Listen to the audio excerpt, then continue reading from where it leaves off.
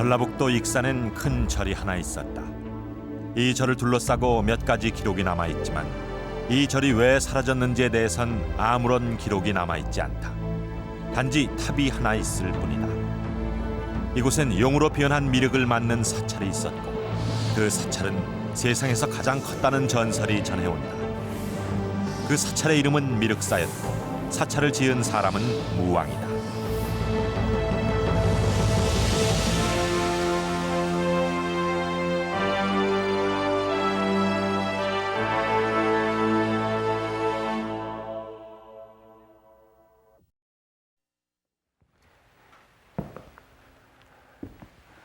전라북도 익산에 있는 미륵사지에는 탑이 하나 있습니다.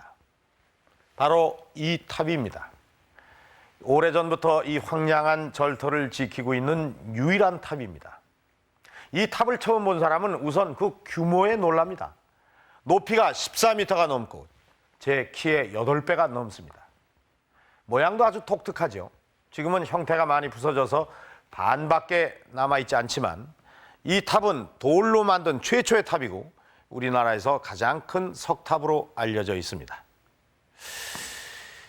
이 탑이 서 있는 미륵사에는 전설처럼 전해져 오는 이야기와 우리가 믿기 어려운 옛 기록이 남아있을 뿐입니다. 그러나 이 미륵사지가 발굴되면서 우리에게 잘 알려지지 않았던 백제의 신비가 하나씩 드러나기 시작했습니다. 오늘 역사 스페셜에서는 이 미륵사에 숨어있는 백제의 비밀을 풀어보고자 합니다.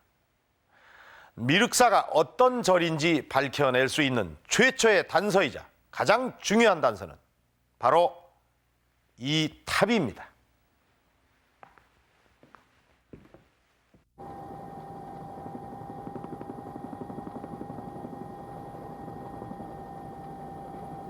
전라북도 익산시 금마면에 위치하고 있는 미륵사. 오래전부터 이 터를 지키고 있는 거대한 탑이 하나 있다.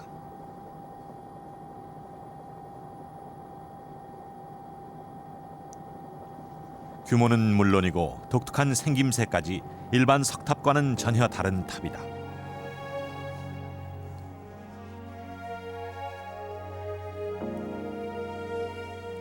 반쯤 부서져서 육축만 남아있는 탑. 탑 구석구석마다 배어있는 오랜 세월의 흔적. 이 탑은 우리나라에서 가장 오래된 석탑이자 가장 큰 석탑으로 알려져 있다.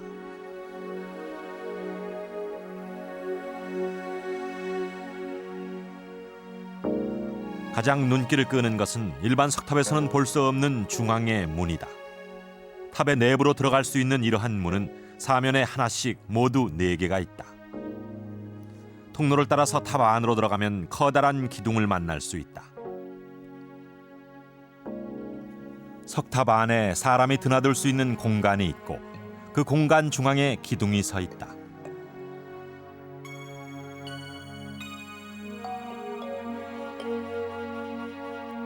십자 통로 중앙에 버티고 선 기둥은 목적 건물에서나 볼 수 있는 기둥이다. 이 기둥뿐만이 아니고 자세히 보면 이 돌탑이 목조 건물을 빼어 닮은 것을 알 수 있다. 기단 위에 초석을 놓고 그 초석 위에 기둥을 세운 이중 기단.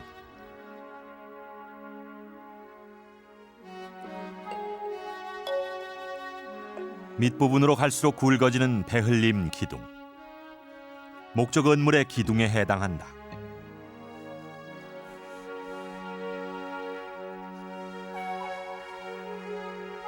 삼단의 받침돌이 지붕돌을 받치고 있는 형태. 목조 건물의 지붕 밑부분을 연상시킨다.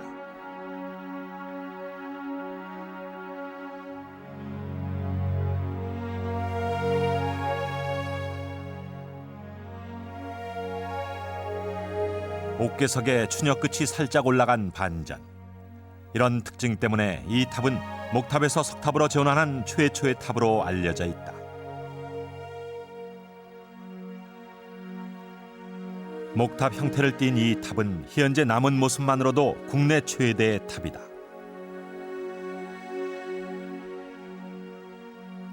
그렇다면 이 탑의 본래 모습은 어떠했을까?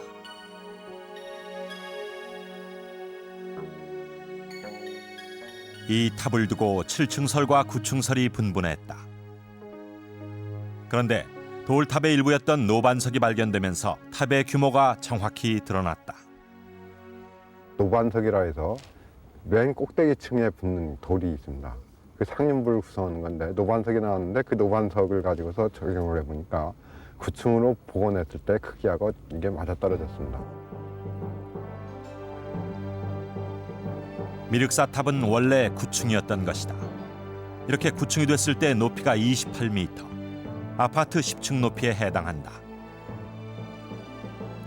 이렇게 거대한 석탑을 어떻게 돌로 만들 수 있었을까?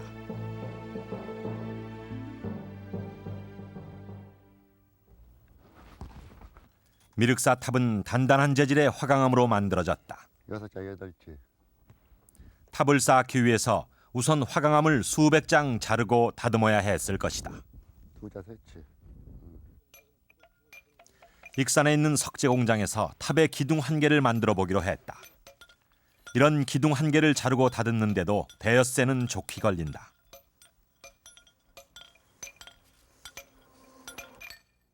이렇게 공들여 다듬은 기둥은 탑을 쌓는 곳까지 일일이 사람의 힘으로 옮겨서 흙을 경사지게 깐 후에 나무를 대고 세워야 했다.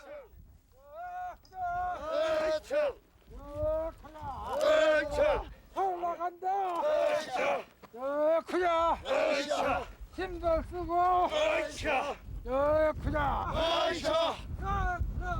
기둥 하나를 다듬고 세우는데도 이렇게 많은 노력이 필요한데 당시 기술로 어떻게 탑을 9층까지 쌓아 올릴 수 있었을까?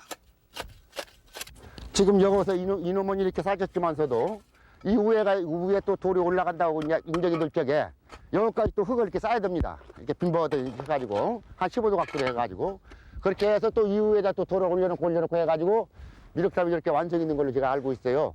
그랬는데 그런 공법이 아니고서는 옛날에 뭐 저 탑을 세우질 못했어요. 그러니까 이 공법이 틀림없는 건데. 이렇게 힘들게 쌓아 올린 탑은 하나만이 아니었다. 남아있는 미륵사 탑과 일직선상에 또 하나의 탑터가 발견된다.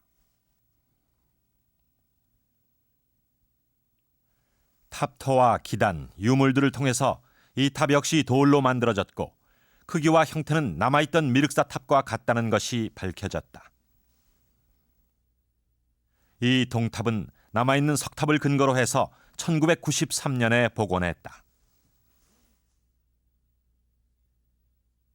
복원 당시 인간문화재급 석수장들이 참여해서 첨단 기술과 현대 장비로 공사를 했는데 설계 기간 8개월, 공사 기간이 26개월이 걸렸고 석재가 1,300톤, 연인원 24,000명이나 동원된 대규모 역사였다.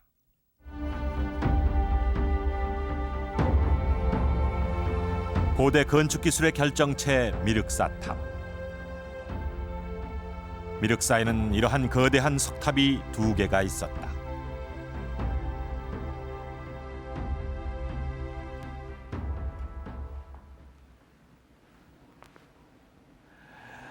이 미륵사탑을 지금의 기술로도 쉽게 만들 수 없다는 것을 확인할 수가 있었습니다. 그렇다면은 이렇게 정교하게 만든 석탑을 한 개도 아니고 이 2개나 세웠다면 이 미륵사가 얼마나 대단한 절이었다는 것을 짐작할 수가 있습니다. 이 절의 원래 모습은 어땠을까요? 삼국유사에 이 미륵사에 대한 창건 설화가 전해지고 있습니다. 하룻밤 만에 이 못을 메우고 미륵 3전과 회전, 탑, 낭무를 각각 3곳에 세웠다. 하룻밤 만에 이 거대한 못을 메웠다는 것은 좀 과장된 이야기겠지만 우리는 이 설화를 통해서 이 미륵사에 대해서 몇 가지의 단서를 알 수가 있었습니다. 우선 연못 위에 절을 세웠다는 것, 그리고 절 안에 미륵 3전을 모신 금당과 탑, 복도를 각각 3곳에 세웠다는 것입니다. 이 전설은 사실일까요? 창건 당시 미륵사는 어떤 모습이었는지 알아보도록 하겠습니다. 미륵사에 있던 탑은 2개만이 아니었다. 2 탑 사이에 또 하나의 탑의 흔적이 나타난다. 중간에 있던 탑터는 양쪽의 석탑터보다 2배 정도 크다. 탑의 높이는 기단의 길이를 통해서 추정할 수 있다. 기단 한 뼘은 19.2m, 대각선은 22m. 탑의 높이는 통상 기단 대각선의 2배. 몸체 위에 있는 상륜부까지 합치면 전체 높이는 50-60m로 추정된다. 규모가 이렇게 거대하다면 탑의 모습은 어떠했을까? 이 탑을 조사를 할 때 지금 이 부분이 기단이 하층 기단이 되는데요. 하층 기단 하부 요 부분에 상당히 많은 순막새 기와하고 기와가 나왔습니다. 그리고 그 기와하고 더불어서 수다하고 불의 탄흙이 상당히 많이 나왔는데 이 탑이 석탑이었다고 한다면은 기와라든가 불의 탄흙 또는 숯 같은 것이 나올 수가 없겠죠. 그래서 이 탑을 일단 목탑으로 생각을 했습니다. 그리고 난 다음에 이 내부를 조사하는데 안쪽에 상당히 묘하게 생긴 그 석재가 이렇게 상당히 깊이 박혀 있는 게 있었습니다. 그런 것들이 석탑의 경우에는 있을 이유가 없기 때문에 이 탑이 목탑이라는 것을 입증해주는 또 다른 자료가 아닐까 생각을 했습니다.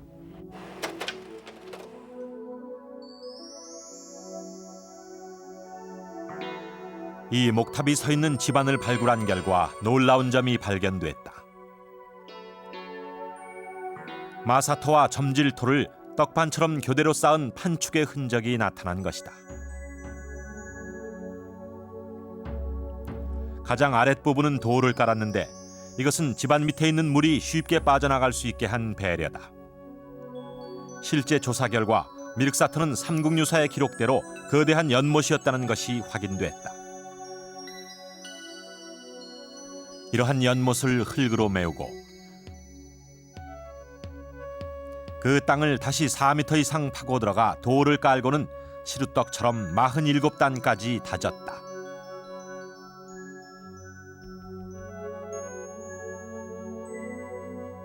그뿐만 아니라 한 단 한 단마다 지름이 3-4cm인 나무 막대로 일일이 흙을 다졌다.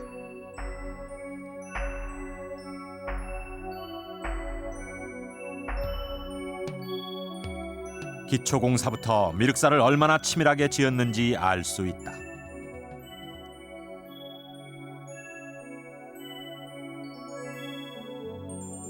이렇게 치밀하게 다진 집안 위에 화려하고 웅장한 목탑을 세웠다.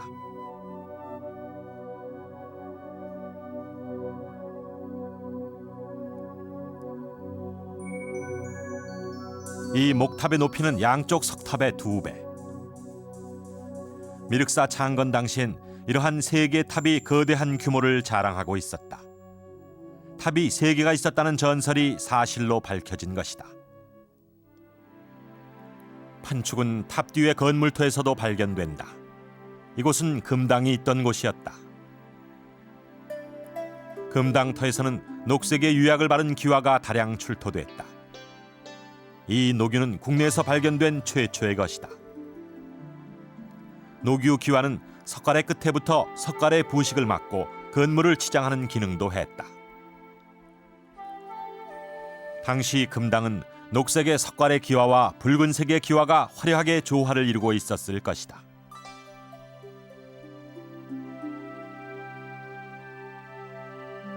이러한 금당은 모두 3개가 있었다. 가운데 금당은 2층이고 양쪽 금당의 2배 크기다.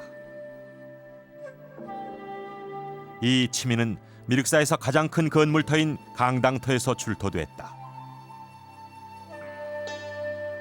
치미는 사찰이나 궁궐 지붕의 용마루 끝을 장식하는 특수 기와다.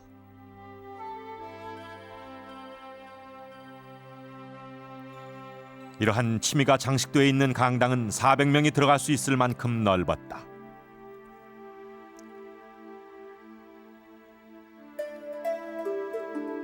강당터를 통해 미륵사에 상당히 많은 사람이 있었다는 것을 짐작할 수 있는데 그것은 이곳 승방지에서도 확인할 수 있다.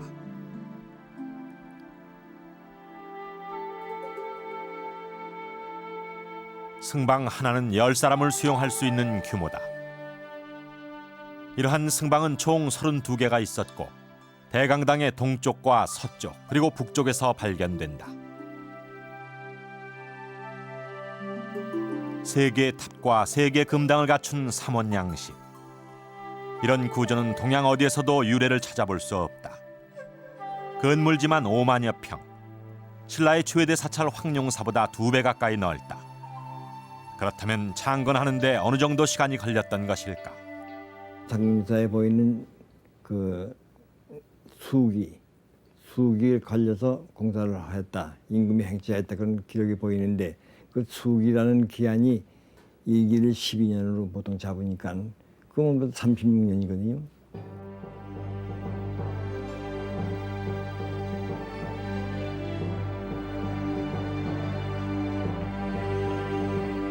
수는 3월, 기는 12일을 의미한다. 이를 통해 창건 기간은 36년으로 추정할 수 있다. 거대한 연못을 메워 3개의 탑과 3개의 금당을 세운 화려하고 웅장한 사찰. 미륵사를 둘러싼 전설은 사실이었다.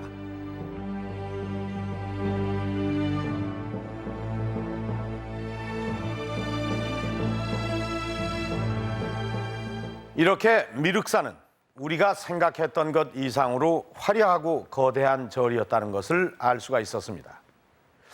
그렇다면 누가 그리고 왜 이 절을 세웠는지 알고 계십니까?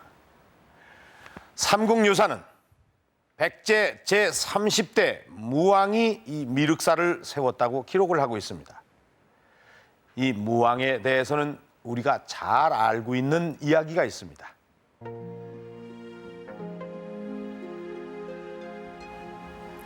아름다운 공주님, 선화 공주님, 마동과 논에 나가 궁궐로 돌아가네. 혹시 이 노래 알고 계십니까? 그렇습니다. 서동요입니다. 이 서동요의 주인공이 바로 무왕입니다. 이 서동요의 본래 내용은 선화공주가 밤마다 몰래 서동을 품에 안고 잔답니다. 지금 들어도 그 가사가 아주 고약하죠? 이 노래는 아이들의 입을 통해서 경주에 퍼졌고 드디어 우리 고대사에서 가장 극적인 로맨스라고 할 수 있는 서동과 선화공주의 결혼이 가능했던 것입니다. 이 서동은 말을 캐며 살았다고 해서 어렸을 때 붙여진 이름입니다. 그러니까 이 무왕은 말을 캐며 살았던 미천한 신분에서 왕이 됐고 또 그런 신분에서 신라의 선화공주와 결혼을 한 사람이라는 겁니다. 미륵사를 세웠던 베일에 쌓인 인물, 무왕이 어떤 사람인지 알아보겠습니다. 제30대 무왕의 이름은 장이다. 어머니는 서울 남쪽의 못가에 집을 짓고 살다가 모세용과 정을 통하여 장을 낳았다. 장은 말을 캐어 팔아서 생업을 삼았기 때문에 어렸을 때 이름은 서동이었다. 말을 캐던 아이 서동은 왕궁에서 태어난 것은 아니었다. 동국의 어지 승남엔 무왕의 어머니가 마룡지라는 못가에 집을 짓고 살았고 이 마룡지는 오금사 남쪽 백보에 위치하고 있다고 기록돼 있다.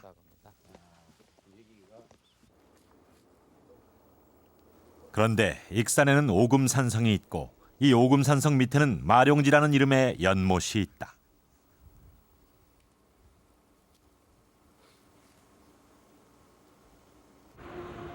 마룡지 근처의 숲에는 서동의 어머니가 살았다고 전해지는 집터가 있다.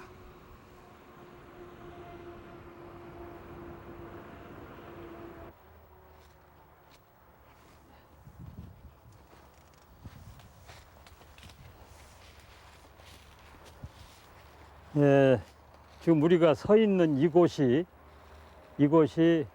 오금사 남쪽 100여 보의 서동모의 축실지가 있다고 하는 바로 그곳입니다. 바로 이 넓은 지역이 지금 현재는 나무가 서 있지만은 여기가 집터짜리예요. 그것을 이쪽에 지표 조사를 해보니까 이 초석도 그때 그 초석이고요. 그리고 여기에는 백제 때 그 기와 조각이 여기서 많이 출토가 됩니다. 이러한 유적들을 통해서 서동이 익산에서 태어난 것을 추정할 수 있다.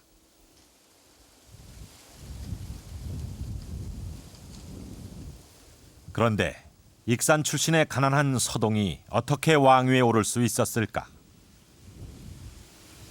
과부의 아들로 태어나고 그다음에 이제 이 서동이라고 하는 이 가난한 아이로 생활을 했다고 하는 그 점을 봤을 때 또 하나 그가 왕이 되었다는 건 기본적으로 왕족입니다. 왕족이지만은 이 가난한 생활하는 왕족이라 했을 한 것은 이게 바로 이 몰락한 왕족이 아니겠느냐 이렇게 이제 볼 수가 있다는 겁니다.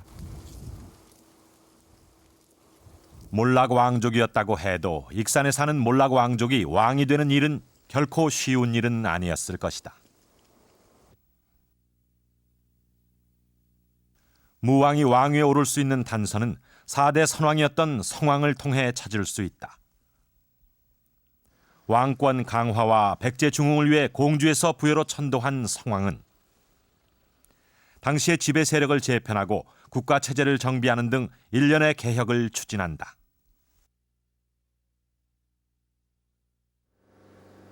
부여로 옮긴 후 성왕은 신라와 연합해서 한강 유역을 되찾지만 바로 신라에게 한강 유역을 빼앗기고 만다.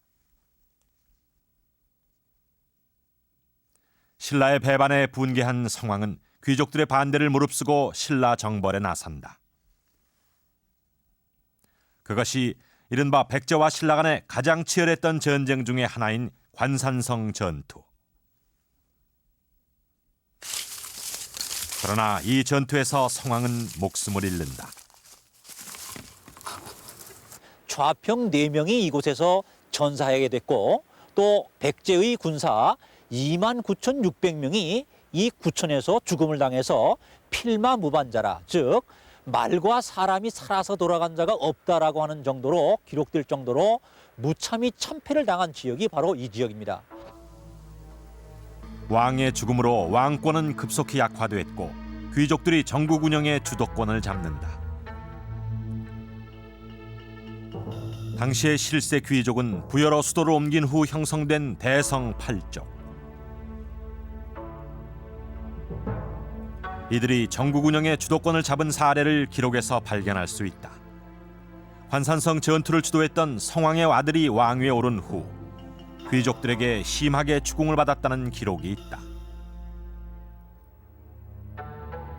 앞날에 벌어진 일들을 고려하지 않아서 훗날에 큰 환란이 있었으니 누구의 잘못입니까?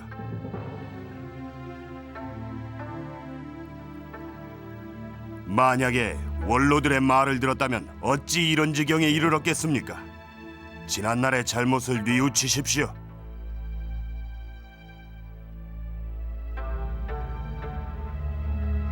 재위 기간 내내 귀족들의 기세에 눌렸던 위덕왕이 죽은 후 희해왕과 법왕이 그 뒤를 잇지만 둘 다 2년 만에 단명했고 왕권은 더욱 약해지게 된다.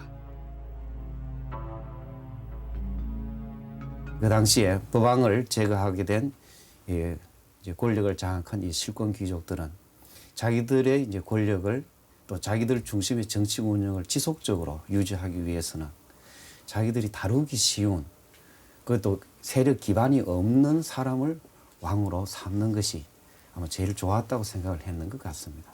일종의 정략적인 생각이죠. 그가 바로 익산에 사는 몰락 왕족 서동이었던 것이다. 관산성 전투 이후 백제와 신라는 끊임없이 싸우는 적대 관계였다. 그렇다면 우리 고대사의 가장 극적인 로맨스, 무왕과 선화공주의 결혼은 어떻게 가능했던 것일까?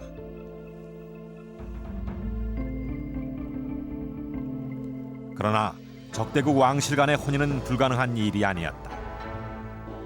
백제와 신라가 전쟁을 벌일 때 양국 왕실 간에 결혼한 예가 있다. 신라가 동북 변경을 빼앗았는데 석 달 후 성왕이 자신의 딸을 진평왕의 소비로 보냈다.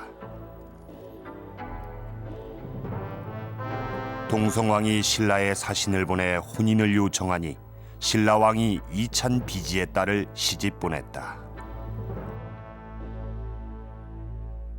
마침 이제 백제 무왕이 이 자기의 이제 왕실의 권위도 높이고 자기의 정치적 기반도 확대하기 위해서 이제 결혼을 요청해 오는 이런 향상이 되자 신라 진평왕 입장에서도 이 백제의 긴장 관계를 완화시키는 방법 중에 하나는 이런 혼인 관계를 맺는 것이 좋겠다.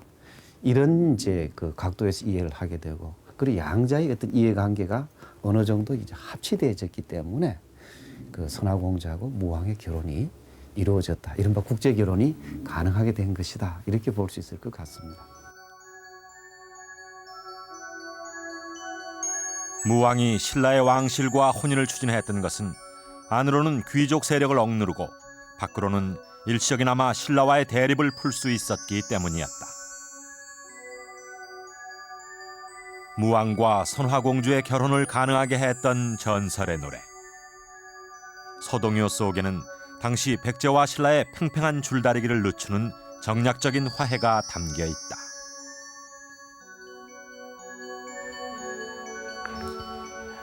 무왕은 태어나면서부터 왕이 될 때까지 아주 극적인 삶을 살았던 인물입니다. 특히 선화공주와의 결혼은 뛰어난 수완가이자 전략가로서 그 무왕의 면모를 알게 해주었습니다. 이 기록으로도 무왕의 그런 면모를 확인할 수가 있었습니다. 풍채가 훌륭하고 뜻이 호방하고 기상이 걸출하였다. 삼국사기는 무왕의 면모를 이렇게 기록하고 있습니다. 특히 후대에서는 이런 기질에 걸맞게 무왕이라고 붙였습니다. 걸출하고 뛰어난 영웅이었던 무왕은 아주 거대한 절을 짓습니다. 그 규모뿐만이 아니라 그 절의 모습도 어디에서도 볼 수 없는 아주 독특한 모습이었습니다. 그리고 그 절의 이름을 미륵사라고 불렀습니다. 미륵사. 무왕은 왜 이렇게 큰 절을 세웠던 것일까요? 무왕이 거대 사찰을 창건한 단서는 금당에서 찾을 수 있다. 이 금당터엔 다른 건물에선 볼 수 없는 유난히 키가 큰 초석들이 남아있다. 다른 건물들하고 비교를 했을 때 특징적인 게 상당히 높은 주초를 쓰고 있는 겁니다. 높이가 상당히 높아서 높이가 한 90cm 정도 됩니다. 그래서 요 위에 이제 기둥을 세워가지고 집을 짓는데 그 기둥 아랫부분, 기둥이 서는 그 아랫부분에 보면 이런 식으로 홈을 팠습니다. 이건 옆으로 가는 보가 걸리죠. 그다음에 이쪽에도 역시 홈을 파서 옆과 이어지도록 만들었죠. 볼을 띄워서. 그러니까 마루청이 여기에 깔렸습니다. 그래서 초석의 높이만큼 여기 이 부분에서 이 아랫부분 여기까지가 바닥이 되는데 이 부분까지가 지하 공간을 구성하게 됩니다. 금당터 한쪽엔 밖을 향해 터진 곳이 있다. 이 개구부는 출입문 역할을 한 것으로 보인다. 초석과 개구부를 통해 당시 지하 공간의 모습을 추정할 수 있다. 왜 이런 지하 공간을 만들었던 것일까?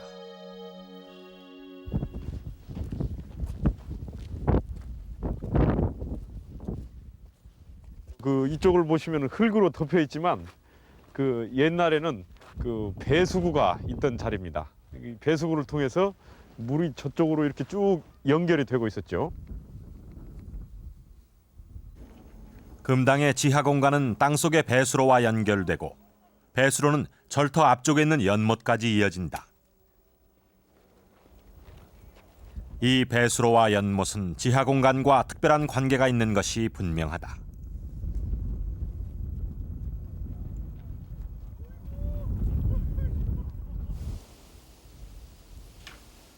미륵사 지하 공간의 수수께끼를 풀 수 있는 단서는 경주에 있는 가문사지. 통일신라 때 창건된 가문사지 금당터에도 이러한 지하 공간이 남아있다.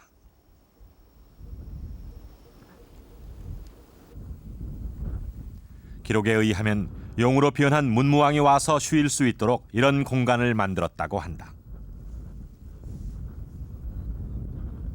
미륵사의 지하 공간도 가문사의 지하 공간과 비슷한 용도였을 것이다.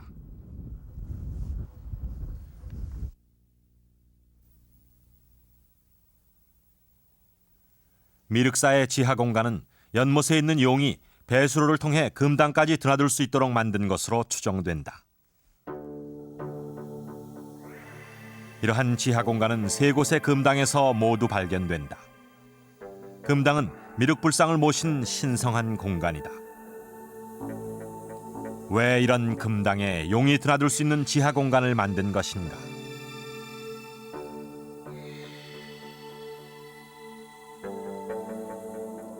미륵사에서는 미륵과 용의 관계를 알려주는 유물이 발견됐다.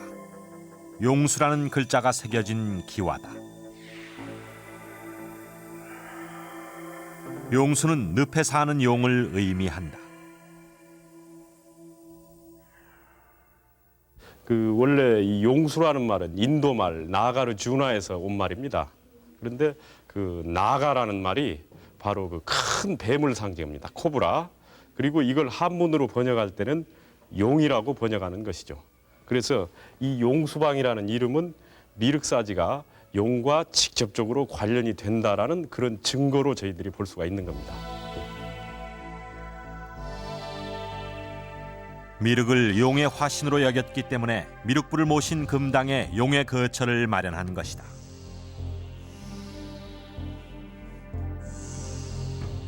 하나의 사찰 안에 3개의 탑과 3개의 금당을 각각 3곳에 세운 독특한 양식의 미륵사. 미륵사를 이렇게 세운 것은 미륵사상과 연관 지을 수 있다. 미륵불이 3회 설법을 통해서 1회 96억, 2회 94억, 3회 92억의 인류를 구원한다. 이렇게 미륵 하생경에 밝히고 있는 그대로 여기다 재현을 시킨 겁니다. 미륵사는 미륵이 내려와서 3번의 설법을 하는 장소를 그대로 구현한 절이다. 밀에 붙여인 미륵을 기다리는 간절한 염원이 미륵사에 이런 독특한 공간을 만든 것이다. 용의 화신인 미륵을 기다린 사찰. 이 무왕이 미륵사를 창건한 것은 미륵과 관계가 깊다는 것을 알 수가 있습니다. 이 미륵신앙은 밀에 붙여인 미륵이 이 땅에 와서 사람들을 구원한다는 신앙으로 일종의 구세주, 메시아 신앙인 것입니다. 이 미륵신앙에 의하면 이 미륵이 출현하는 땅을 다스리는 사람이 있는데 그가 바로 최고의 통치자 전륜성왕입니다. 여기서 우리는 무왕이 이 미륵사를 세운 그 의도를 알 수가 있습니다. 메시아가 오는 약속의 땅에 미륵사를 세워서 자신이 바로 그 땅을 다스리는 전륜성왕이라는 것을 강조한 것입니다. 그렇다면 무왕은 왜 그렇게 전륜성왕이 되고자 했던 것일까요? 그것은 당시 백제 정세를 통해서 살펴볼 수가 있습니다. 이 백제 전성기 때 이 백제 영토는 보시는 것처럼 이렇게 넓었습니다.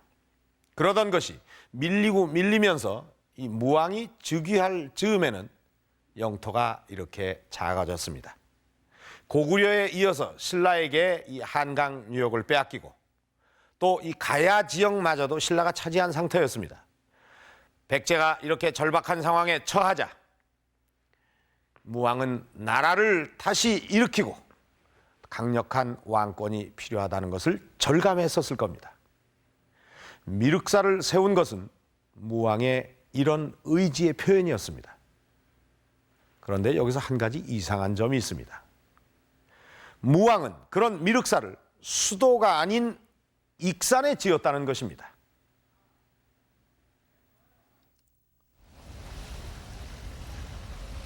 미륵사지 남쪽 서광동에는 거대한 규모의 능이 있다. 지름 30m, 높이 5m의 이 능은 대왕능으로 불려지고 있다. 대왕능에서 150m 떨어진 곳에 대왕능보다는 규모가 작은 소왕능이 있다. 이곳 사람들은 이 2개의 무덤을 무왕과 선화공주의 능으로 믿고 있다. 이 왕매마을은 옛부터 이 무왕이 어릴 적에 자랄 때 마동이라고 했습니다. 어릴 적 그 이름이 마동을 따서 말통대왕이란 말이 전해졌는데 이 동네 사람들은 말통대왕의 묘가 있다고 해서 이 마을 이름을 왕묘라고 했던 것입니다. 왕묘 마을에 있는 이 두 개의 무덤은 일반적으로 쌍능으로 불린다. 이 쌍능의 내부는 판석형의 돌을 짜서 만든 석실 고분 형태. 백제 말기에 유행했던 형태로 특히 왕릉에서 많이 보이는 양식이다.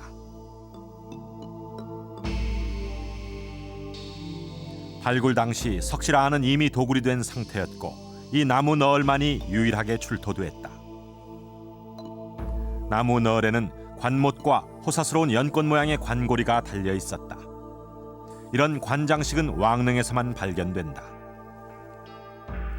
쌍릉에서 발견되는 여러 유물들은 이 무덤이 7세기 백제 말기의 왕릉이라는 것을 짐작해 한다.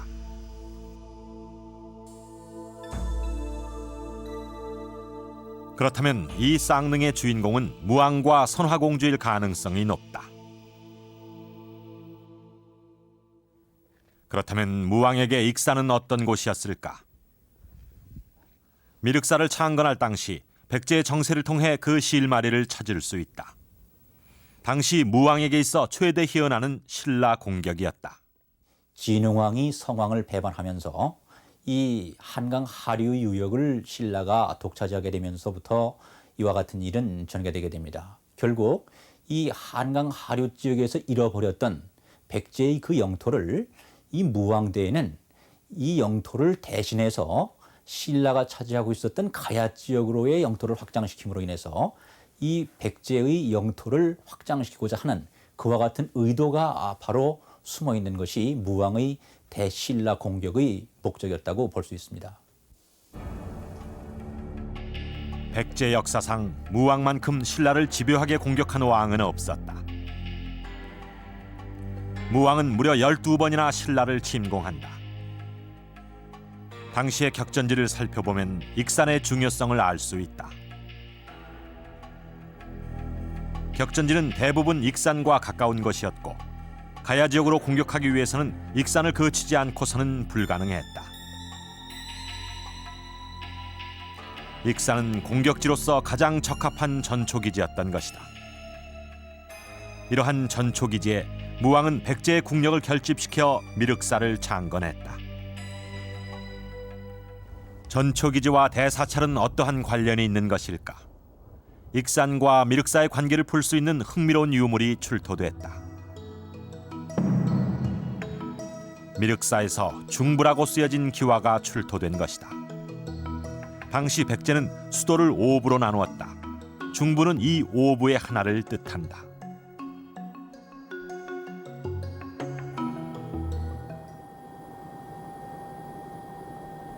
미륵사에서 2km 떨어진 왕궁평. 이곳에서도 수도의 행정구역을 뜻하는 전부, 하부 기와가 출토됐다.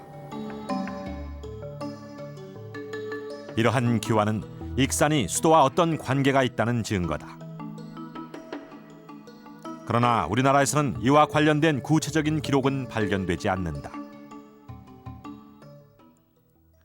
그런데 우리나라에서는 발견되지 않는 기록이 일본에서 발견됐다. 교토에 있는 청년원. 중국 천태종을 섬기는 사찰로 대대로 중국 문물을 수입했던 유서 깊은 곳이다. 이 청년원의 창고에서 한 권의 문헌이 발견됐다.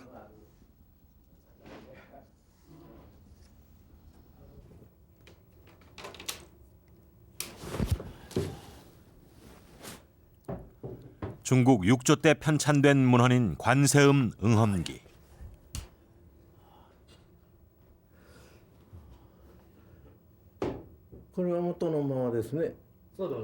마키다 다이료 교수가 발견한 이 관세음 응험기는 관세음 신앙의 영적인 체험을 모아서 기록한 문헌이다.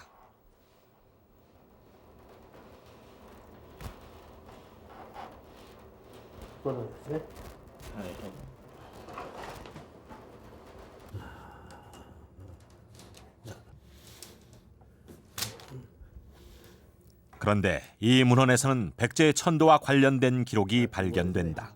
これ血もみとかね、もみずるというのは、もみこれがこの下へ来る、多分写し間違いがあるだろうという話なんですけどね。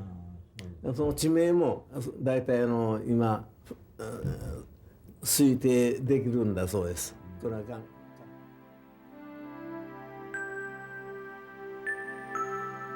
여기서 무강왕은 무왕을 의미한다. 그렇다면 무왕이 천도했다는 지모밀지는 어디인가?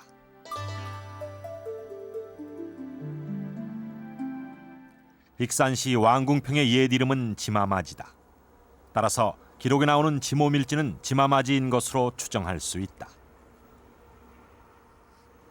간세음 어음기하면은 간세음보살 신앙에 대한 영험담을 그냥 모은 것이다 그렇게 생각하기가 쉬운데 이 간세음 어음기의 내용은 그렇지 않습니다.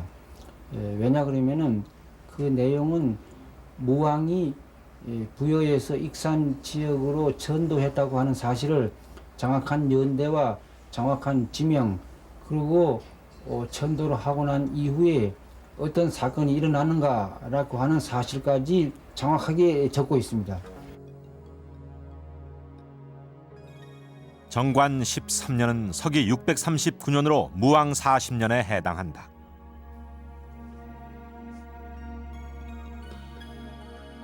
탑 안에는 불사리와 채수정병, 금강반야경이 있었다고 기록돼 있다.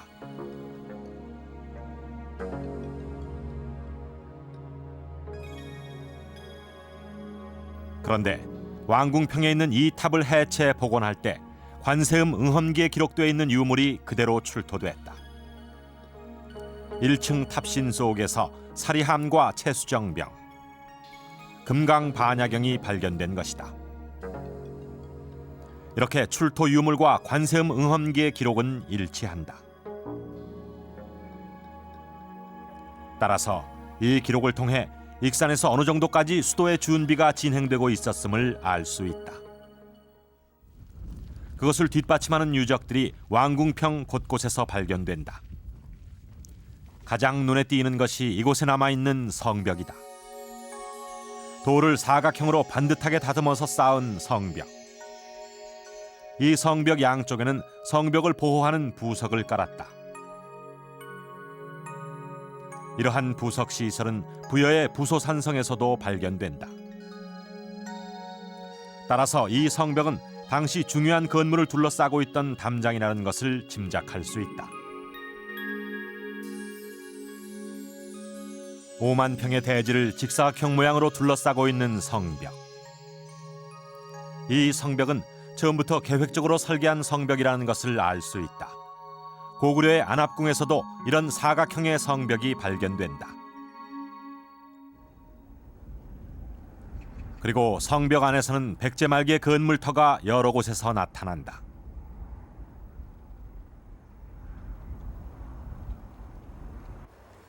탑 밑에서는 건물터를 평평하게 다지기 위한 백제 말기의 석축도 나타난다. 이런 유적들을 통해 왕궁평의 공사는 백제 말기에 최초로 시작됐음을 짐작할 수 있다. 백제시대 말경의 그 물질이라든가 또 석축 이러한 것들이 가장 이른식의 유적인데 한편적으로는 유물로 보아도 백제시대에는 많은 순막새 또 인장화 기와 또 토기 또 같은 유적에서 이러한 유물들이 7세기경 초반 중반 후반을 중심으로 한 유물도 확인되고 있고 통일신라 시대 유적으로는 우선 사찰 유적을 들 수 있겠습니다. 사찰 유적은 지금 현재 5층 석탑은 약간 시간이 있습니다만은 석탑을 중심으로 해서 그 북편으로 금당지 또 그 북편으로는 강당지가 들어서고 있는데 이러한 사찰 유적이 후대 유적이 되겠습니다. 지금까지 발견된 성벽과 성벽 안에 나타나는 이러한 건물터들은 백제 말기 이곳에 왕궁과 관련된 건물이 있었다는 것을 알려준다. 그것을 뒷받침하는 유물이 계속 출토되고 있다. 그 중에 하나가 관궁사라고 쓰여진 기와다. 관궁사는 왕궁 안에 있는 사찰이라는 뜻이다.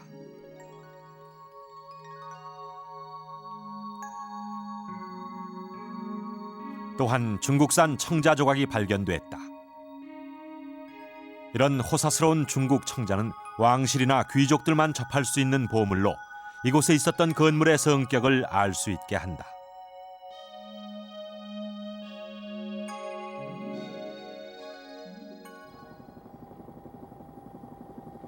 이런 익산에 대해 언급한 유일한 국내 문헌은 김정호의 대동지지다. 대동지지는 익산이 별도였다고 기록하고 있다. 별도는 왕의 거처를 마련한 특별한 곳으로 때에 따라서 수도로 바뀔 수 있다. 이로써 익산은 최소한 별도로 운영됐었다는 것을 알 수 있다. 왕궁을 비롯해서 익산은 고대 국가가 수도를 경영하는 데 필요한 조건을 모두 갖추고 있다. 왕궁과 왕궁을 겹겹이 둘러싼 산성, 거대 사찰과 왕릉이 있는 곳, 왕도의 비밀을 간직한 익산은 1300년 전에 꿈꾼 무왕의 새로운 세상이었다. 이처럼 익산에서 발견되는 여러 유적들과 자료들을 통해서 우리는 백제가 또 하나의 수도를 준비하고 있었다는 것을 알 수가 있었습니다. 그러나 구체적으로 그 규모가 어느 정도인지 또 어느 단계까지 진행이 됐던 건지는 지금도 계속되고 있는 발굴이 끝나봐야만 풀릴 것입니다. 오늘 우리는 이 미륵사에 남아있는 석탑을 단서로 미륵사의 비밀을 하나하나 풀어가면서 숨어있던 백제 그림을 찾았습니다. 이 미륵사는 백제 말기 걸출한 군주였던 무왕의 야심작이었고, 이 미륵사엔 힘을 잃어가는 나라를 일으켜 세우려는 무왕의 야망이 숨쉬고 있다는 것입니다. 이 미륵사야말로 무왕이 추진했던 백제 중흥이란 프로젝트의 핵심이었습니다.